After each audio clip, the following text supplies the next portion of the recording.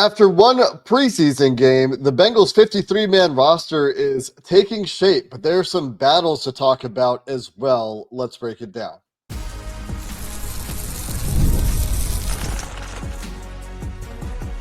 You are Locked On Bengals, your daily Cincinnati Bengals podcast. Part of the Locked On Podcast Network, your team every day.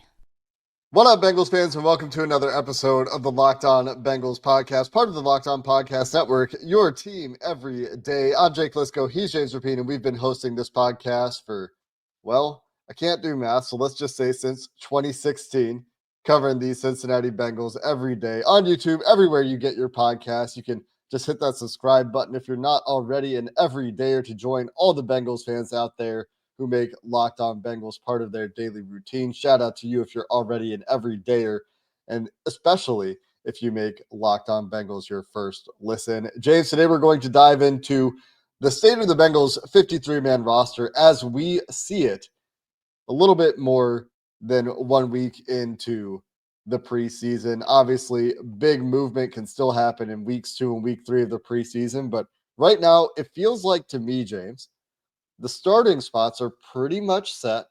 We have a pretty good idea of who the primary backups are, and the bubble is really taking shape, where there might be 4 to 6 guys potentially really fighting for 1 or 2 roster spots at the back of this roster. And those faces, those names, I think are a bit different than they were the last time that we did this exercise. And obviously you have some new guys on the roster. Noah Fant is the main one, where it makes it really interesting when we get to tight ends. But yeah, this roster is pretty firm in at least as of today, who's going to make it and who's not. Obviously, Joe Burrow isn't on the bubble. I think that there are some that want Jake Browning on the bubble. I don't believe he is. Dan Pitcher praised him big time on Sunday, even after that performance on Thursday night against the Eagles, and people talking about him. It's like, yeah, well, his eyes were exactly where he needed him to be. He knows the offense in and out. Like, that's what offensive coordinators, that's what coaches want from the backup. I don't think there's a Jake Browning bubble. Those two guys aren't on it. But I do think that there is some discussion on the social media wavelength of Bengals fans that want that to be the case. I don't think that that's reality when it comes to the coaches inside Paycor Stadium. Yeah, I don't think Desmond Ridder was, and he was announced this way and discussed this way when they signed him, brought in to be real competition. He was brought in to be depth. And for them to decide, is this a guy that we think we can develop into a backup in the future? Jake Browning, in his last year of team control and his last tape of playing regular season games, involves him winning some good games and playing some good games, like playing some truly legitimately good football. And it was at the point where the discussion at the time was, what can they get for Jake Browning that would be more valuable than Jake Browning on the roster? A lot of trade discussions because of the value of the quarterback position. And that could still exist to some degree out there, especially after this preseason, especially with the hometown tie for Desmond Ridder and the University of Cincinnati. But I think the quarterback position is one of those that is pretty solidly Joe Burrow is your starter, Jake Browning is your backup. And as you look across the roster, there are a number of positions and players that I think fit into that solidly starter / backup idea where there's no real discussion. But is there a starter job, James, when you look at this roster that you think is still really a competition? There's maybe one that comes to mind, maybe two on the defensive side of the ball that stand out as potential starter battles. Yeah, well, the first one would be right guard, right? You want that to be a competition, but it just doesn't feel like it's a competition. And I was not even thinking about right guard as one of these options. Yeah. And that's it, is when Lucas Patrick was playing center with the second team and Cody Ford was getting all those first team reps to start camp. Did anyone, I think there were some people that believed that was a true competition. I know I didn't. The receipts are on the pod. Like I think they feel like Lucas Patrick is that guy. And my thing was just like, depends on how much time he missed. Like he didn't miss enough time for that to really become a real battle. Yeah.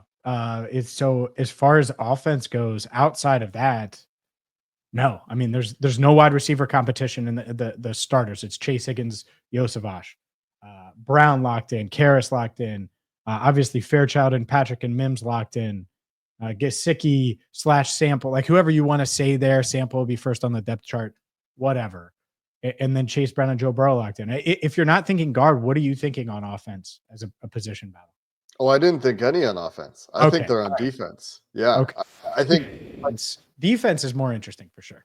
maybe you can make an argument for right guard, like you said, but I don't think that that's a real competition at this point if the last two practices are any indication. But maybe they surprise us, and maybe Cody Ford does get reps at right guard with the ones against Washington, and they give him a quarter and they give Lucas Patrick a quarter. I don't know if that'll be the plan. Practices in the next few days will inform that, but I think Cody Ford moving to guard with moving to tackle with the second team, it tells you where their mind is there. The only other one on offense, maybe if you really wanted to make an argument, is that Noah Fant could challenge for in some way, shape, or form the number one spot Sure. for a tight end role. I think there are three distinct tight end roles on this team. One of them is a wide receiver, that's Mike Gesicki and Tanner Hudson.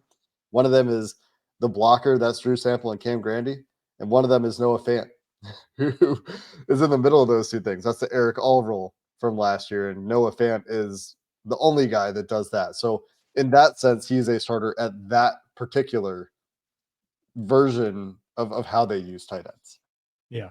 Yeah. And that's why tight end, it's like, well, Fant's making it, Gesicki's making it, Sample's making it, and then you start to have that conversation. On defense, there are some starting jobs that I think are in at least a little bit of question.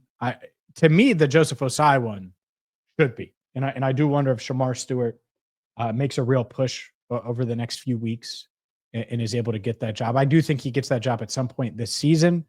Obviously, Trey Hendrickson on the other side, TJ Slayton and BJ Hill are going to be locked into those defensive tackle spots. Demetrius Knight, Logan Wilson, I think locks at this point. Jordan Battle, lock. As of now, Geno Stone, when healthy, I think he's going to be a lock. Now, could Tyson Anderson or Dejon Anthony play really well and unseat it? Like, maybe they do, but they're going to have to play really, really well.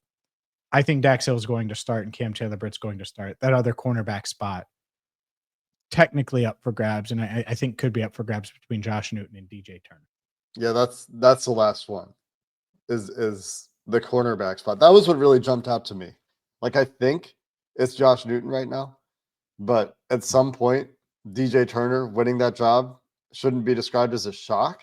And then the other one is at the edge position where it's Trey Hendrickson, assuming they get that done. And who? Is it Myles Murphy? Is it Joseph Osai? Is it Shamar Stewart? The window open for Shamar Stewart, although I think he does still have work to do. And I think like I can buy the at some point this season discussion for Shamar Stewart, but I'm not sure it's to start the season to win the job out of camp. I think there's still work for him to do to get to that point. But I mean, there's going to be competition certainly for that starting job. And Joseph Osai is the guy that's been working the most on the right side. I don't know if we've seen more of Myles Murphy on the right side since Osai went out, but that's kind of it for starting jobs, cornerback and edge. And they're definitely going to rotate at edge. They're definitely going to rotate at linebacker too. There will be packages that feature Oren Burks. There will be packages, I think, that feature Barrett Carter for their respective strengths. And Al Golden has talked about that since they drafted those guys being Demetrius Knight and Barrett Carter. There will be rotations all over this defense, but as far as what we would imagine as starting jobs, the lion's share of those snaps, only a couple of those that I think are really still in question at this point. And I don't think it's significant question. I think it's like fringe case you could see somebody step up and win a job. Yeah. Yeah, I think it's one of those where I talk to people in the building and like remember when they signed, I'm just going to bring them up. Remember when they brought in Marco Wilson? And I talked to someone, and then it turned into a Josh Newton conversation, and Dax Hill, Cam Taylor-Britt. They've been so confident in this back end, way more confident, I think, than the average person. even though it hasn't shaken out yet, and it still hasn't. And will there be a surprise there? We'll see. But there's plenty of conversation. I think there's a lot of conversation on the defense, but some more on the offense as well when we get to beyond the starters. We'll do that coming up next. Today's show is brought to you by Yahoo Fantasy. Obviously, we're playing Yahoo Fantasy this year, and you should too, whether you're a first-timer or a veteran making your millionth league. I've used Yahoo Fantasy for years. My first fantasy football league many, many, many moons ago was with Yahoo Fantasy. I have multiple Yahoo Fantasy leagues this year, and to celebrate 28 years of fantasy football greatness, Yahoo Fantasy is dropping 28 big new features over 28 days throughout August. And to kick it off, Yahoo dropped Fantasy Guillotine Leagues, a killer new way to play fantasy football on Yahoo. And I've never done this. I'm going to do it this year, where the lowest scoring team gets eliminated each week until there's one team left standing. With the season around the corner, now's the time to get in, whether it's a Guillotine League or if you're into the classics, you can still play head-to-head in private leagues or join a public league. Stay tuned for more killer announcements and start playing Yahoo Fantasy Football now at yahoofantasy.com/LockedOnNFL.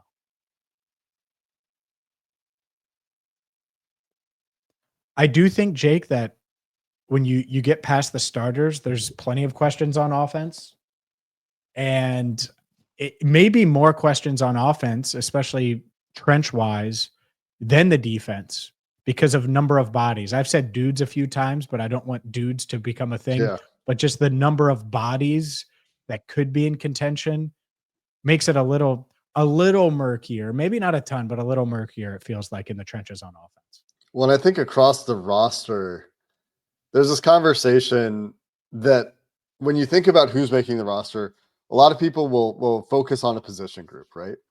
And say which wide receivers are going to make it or which offensive linemen are going to make it. But as you look at this roster, and this was true last year too, I think it's been true a couple times we've had this conversation. It might be a corner, a defensive tackle, a linebacker, a tight end, a wide receiver, and an offensive lineman. It might be 6 different positions fighting for one roster spot. And I think that is true this year. And I think we'll get to this conversation eventually where it's like, do they go light at corner to go heavier here? Do they go light at linebacker to go heavier here? That's always a question. But when you look at the offensive trenches, I think this is one of those spots that could be impacted by how many guys do they keep here? Do they have confidence enough in any group of these backups to say we're going to keep 4 backups instead of 5? Or we really need to keep 5 guys because we don't really know what we have. We don't want to risk losing a guy and have to bring somebody else up and catch them up to speed because we see the drop-off, say, from Devin Cochran to Caleb Etienne, who I think is a great practice squad candidate, or, Cordell Volson to Jackson Kirkland to be too big. So the big question is who's going to back up guard? Is anyone going to differentiate themselves there? Or is Cody Ford going to be your guy for all 4 positions? And then does Jalen Rivers do enough to solidify himself as the next guard? Jalen Rivers is making the team. Cody Ford is making the team. There's no question about that. But where they are in the pecking order informs what happens with these other guys. Like if they don't get to that level of confidence in Jalen Rivers, they really like the way Jackson Kirkland approaches a game. Does that push them into keeping Jackson Kirkland because they think he can play multiple positions and they like the way he approaches guard? Does Cordell Volson do enough, having started for this team for many years now, to say, well, we're comfortable with Cordell as a backup? To me, Cordell is less secure on the team than Jalen Rivers. Like there's Cody Ford, Jalen Rivers as 2 backups that are clearly on the team for me at the offensive line. Mm-hmm. And then I think they keep 10 here, James. But the other 3 guys, I think, are still a bit of a question. And that's why I think it's important, one, for Cordell to show that, hey, I can play at least both guard spots and be a guy that you can rely on as a backup, because they really like Cody Ford's versatility. And if Jalen Rivers shows it, well, guess what? He's cheaper. And that does matter. That does matter when you're looking at it and you're like, well, if we can get the same play for less, well, we're going to keep the rookie who has more upside anyway and continue to work with him. So I agree there. I think Cordell Volson, while ahead of the Jackson Kirklands and these other guys that we've seen in the past that try to push and kind of gain some fanfare on the bubble, he's really got to show, hey, I'm worth it. And he's not going to play center. And so he's got to show that guard flex. I think that's the key for Cordell is to show that and to be better at that, like clearly better than Jalen Rivers. Because if Cody Ford is your swing tackle, well, theoretically, he could also be he could on game day back up your guard spots. Mm-hmm. But you're not going to go into a game thinking, all right, well, Cody Ford's going to be our backup at 4 spots, and that's it. So Cordell Volson could certainly matter and probably does. Maybe he's just inactive at times, but that's not Bengals-y either. Paying him what they're paying him. Yeah. So if I'm him, I'm thinking, all right, how do I get into the top 8? And that means beating out Cody Ford, showing you're better than Ford at guard. Beating out Jalen Rivers, showing you're better than Rivers at guard. I'm not sure he can do it, but that would be my bar, I think, to secure a roster spot. So to your point, I do think that there's some uneasiness there, or there should be, because there are certainly scenarios, at least at this point, where Cordell doesn't make the team. Yeah, you make a great point about the money aspect here. The Bengals are not going to pay Cordell, even after the pay cut. They're not going to pay Cordell to be inactive. If he's not projected to be one of the top 8 guys, like maybe they see Lucas Patrick as a backup center, and so they feel like they can go with a couple other guys at guard. But then what if Patrick gets hurt? Do you need to carry a backup center as well? Because none of these other guys that are backups right now are repping multiple interior positions. Lucas Patrick is the only guy on the team right now with that interior versatility. So for Cordell, you really need to show something at guard to show that you're going to be that guy. I think that's a great point. The other thing that I think is really interesting here, James, is the backup center conversation. If it's not Lucas Patrick, if the guy that's not starting, who's going to back up at center, Matt Lee, Seth McLaughlin. Seth McLaughlin getting into some team drills over the weekend. We're recording this on Monday. So he was, over the last couple of days, starting to get into team drills, talking about playing in the preseason. We have not seen Matt Lee take those steps, as whatever he's dealing with, he continues to deal with. How much of a battle do you think that is between those guys? Or do you think that is a real battle at this point? I think Seth would really have to push to make it a battle.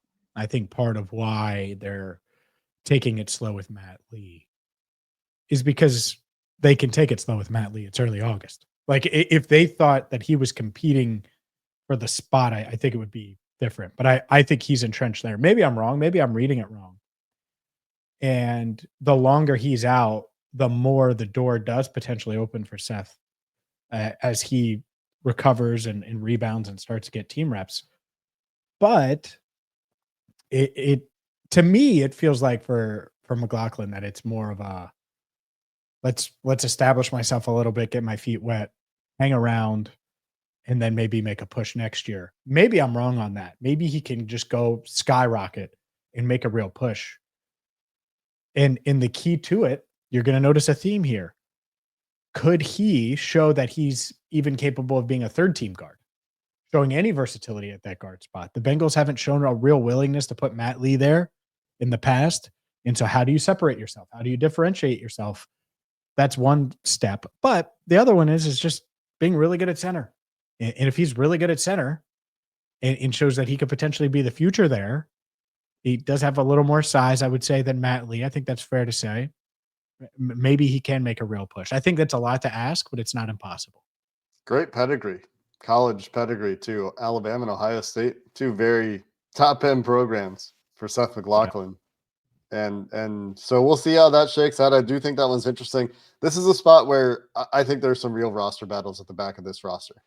Cordell Volson, Devin Cochran, the 2 big ones. I think Cochran has had a good preseason. He started some games, or not started, but played meaningful snaps for the Bengals last year. But between Cordell, Cochran, Seth McLaughlin, Jackson Kirkland, I think that is a battle. I think they keep 2 of those guys. I think that the leaders would probably be conventional wisdom, Cordell Volson, Devin Cochran, based on what they've done in the past. But I do think the money aspect for Cordell is interesting. I think Cochran, just so you have another piece at tackle. Mm-hmm. And so it's not just Cody Ford at tackle. And he did play pretty well. in that first preseason game. James, let's continue the conversation by getting through the other spots that have real battles. That means not really having a conversation here at running back. That's pretty clear cut, but the back of that tight end room, very interesting. Also true at corner along the defensive line. We'll continue the conversation with some of those battles coming up next. August 26th is officially FanDuel Futures Day. That's right. FanDuel Futures Day is a brand new holiday for football fans who live for bold predictions and preseason hunches. So it's right up my alley. It's probably right up your alley as well. For just 24 hours, FanDuel is giving you deals on NFL season predictions. So whether you're calling your MVP, Joe Burrow, eyeing a long shot division winner, the Bengals aren't a long shot, or ready to crown your Super Bowl champ before week one even kicks off, this is your moment. From Joe Burrow to Jamar Chase to Bengals futures, you can go any route. Maybe you think that Joe is really going to make a push for MVP, or that the Bengals are going to not only make the playoffs, but win the division, dethrone the Ravens, and then dethrone the Chiefs en route to Super Bowl 60 in Santa Clara. Visit the FanDuel app today and start planning your futures bets now, because Futures Day is one day and one day only. FanDuel, play your game. James, let's talk about the remaining battles here that are truly battles on this roster. On offense, that means a couple tight ends, and I think a couple wide receivers. I think there's an argument that says they will keep 5 tight ends and 6 receivers, where when they signed Noah Fant, it was immediately like, well, who does that kick off the roster if they only keep 4 tight ends? I'm not so sure that necessarily has to be the case. No, I agree. And the reason I agree is because of the roles that they have. It's tough. It's tough to look at Joe Burrow and say, hey, this guy that can come in and do what you need Mike Gesicki to do if Mike is out, or come in and be a reliable target for you. Like, everyone thinks of Tanner Hudson and they think of that week 1 game last year, right? When in reality, there's been 1,000 plays that Joe Burrow's trusted Tanner Hudson on, when you include practice and preseason and all of those things. And most of the time, 87 delivers. He has Joe's trust. And having that as a back-end guy is valuable.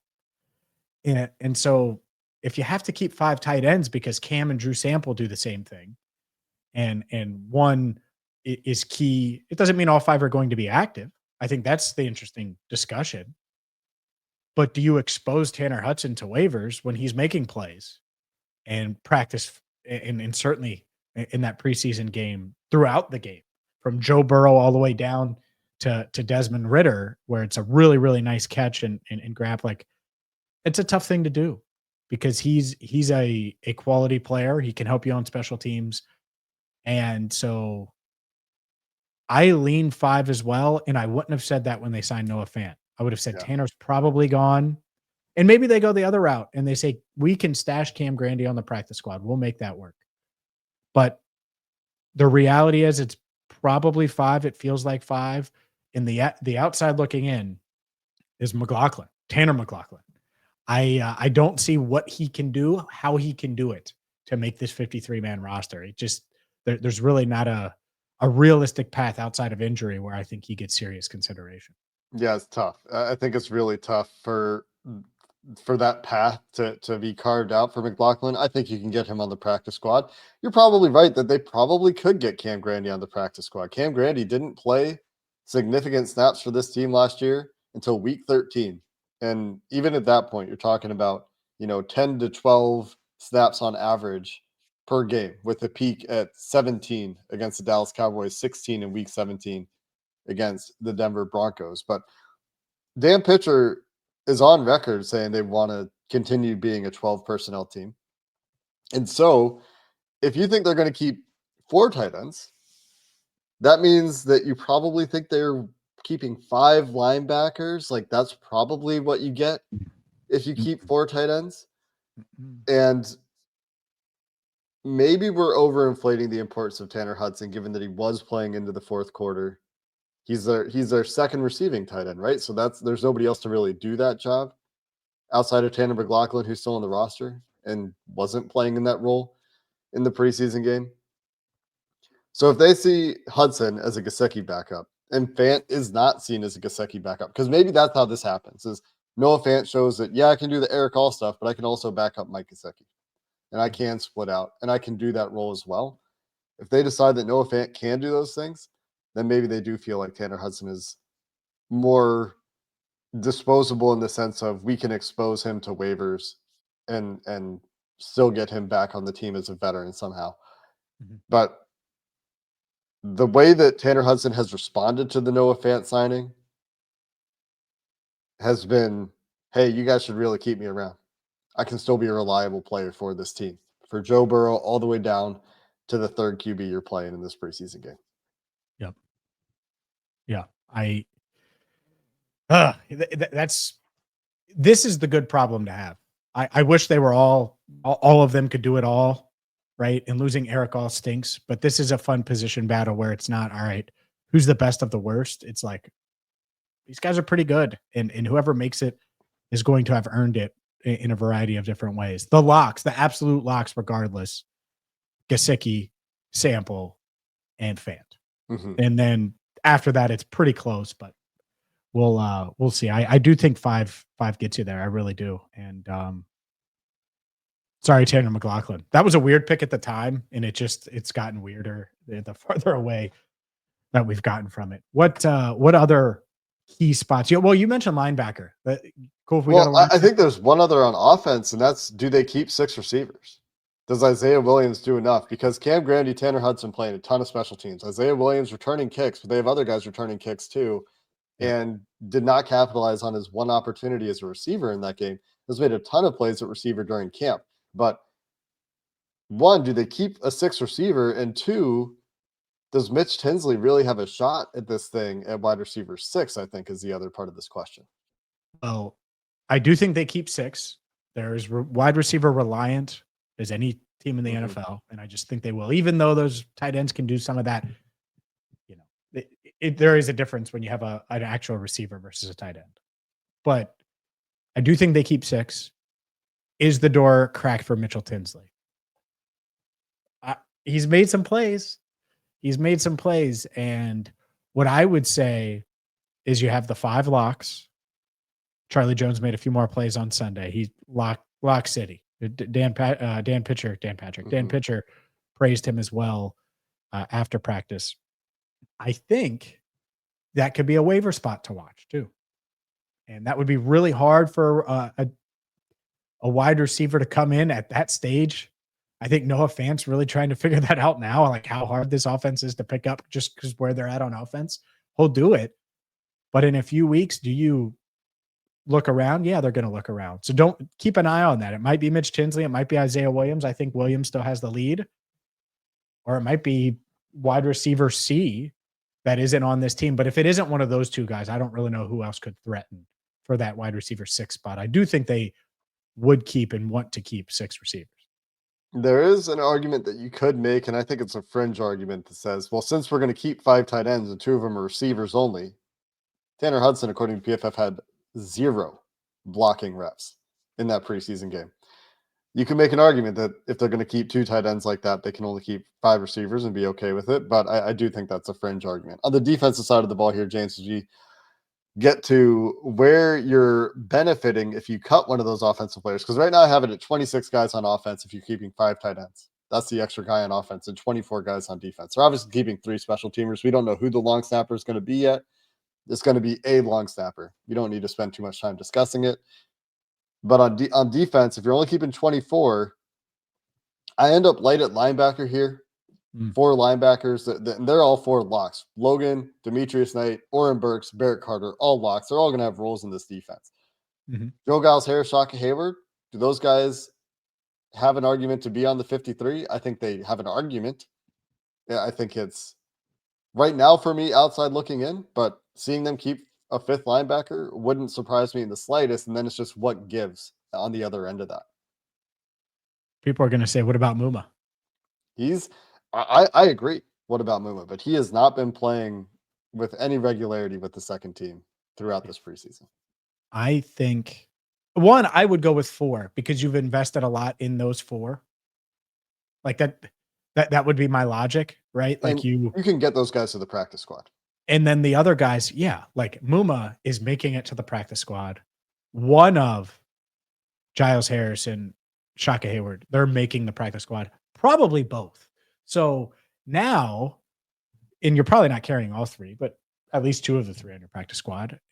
You feel pretty darn good about your depth, and that's where I would look at it. Like, we were just having that tight end conversation. Who's more likely to get claimed? Tanner McLaughlin, Joe Giles Harris, Shaka Hayward, or Tanner Hudson, excuse me. Yeah, then it would be Hudson because he's made plays in real scenarios, has Yeah. played a ton of special teams at this point. I think you could probably get any of them through, but if you're Probably. handicapping it. Yeah, and that's what this comes down to, is it's going to be this interpositional battle where Hudson's battling Hayward, and that's a huge one. And you're like, wait, what? No, he's actually battling. No, he's not. He's not battling Noah Fant or whoever. It may come down to that, and it probably should. I would go with 4 linebackers, because how many are you keeping active, Jake? Yeah, I mean, On game 4 day. 4. probably.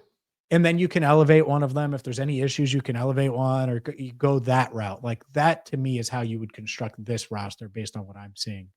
Because the fifth one's probably inactive anyway. And I think special teams has a lot to say about this. But Tanner Hudson played a ton of he played more special team snaps for the Bengals in 2024 than he played offensive snaps. Over 200 special team snaps for Hudson last year. So 230 something. I just looked at this. So the special teams element here is significant. Does Darren Simmons get his guy, and he's choosing between the tight end and the linebacker based on special teams? That could be it. It could also come down to corner, James, where I have them keeping 6 guys, and behind the 4 that we know are on the team, Cam Taylor-Britt, Dax Hill, Josh Newton, DJ Turner, I currently lean Jalen Davis, DJ Ivey based on opportunities we've seen those guys get. But we know they like Marco Wilson, who's still coming back from injury. Braylon Lux has stood out as an undrafted guy for them in this camp. I think those guys are in competition. And then the only other spot where I think there's competition left is Howard Cross continues to rep with the second team. McKinley Jackson, clearly the backup nose tackle, but if they decide they don't need a backup nose tackle, McKinley Jackson playing into that fourth quarter. And I think that the buzzword for him has been consistency. Yeah. I think consistency. You could say that for a few guys on this roster. They want to see the consistency. I'm looking here, and I think there's some trust though in him versus some of these other guys. He's more proven than some of these other guys, but I don't know. I to me, it comes back with some of these fringe guys. Like, do you think you can sneak him? And I think you could probably sneak him onto the practice squad. What do you think? Who's him? McKinley? Well, anyways. No. Sorry. Howard Cross. Yeah. Howard Cross, you could get under a practice squad. McKinley Jackson was a 3rd round pick last year.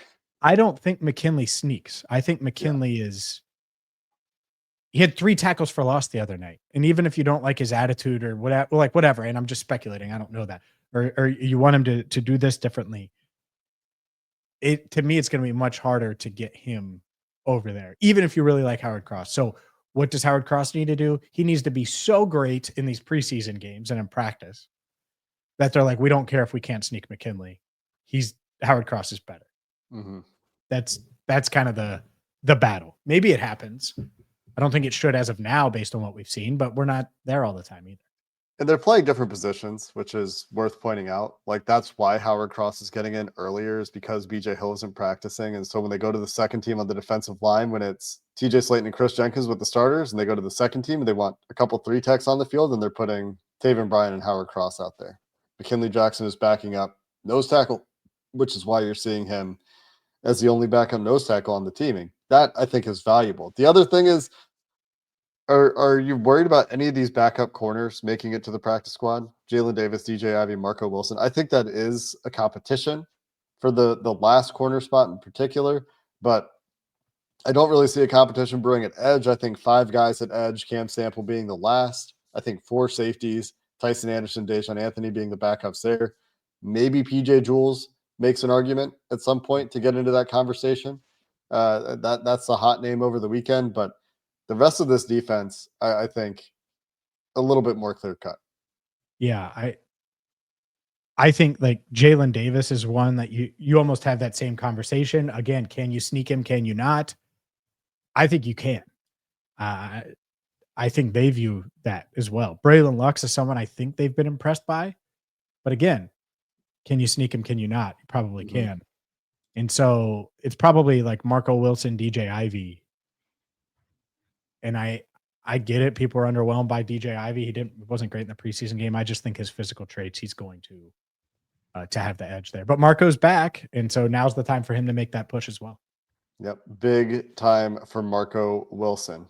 I keep coming back to that tight end versus linebacker for the last spot. That looks like that's probably the last spot we're talking about. 5 linebackers, 5 tight ends. Special teams value, big part of that conversation.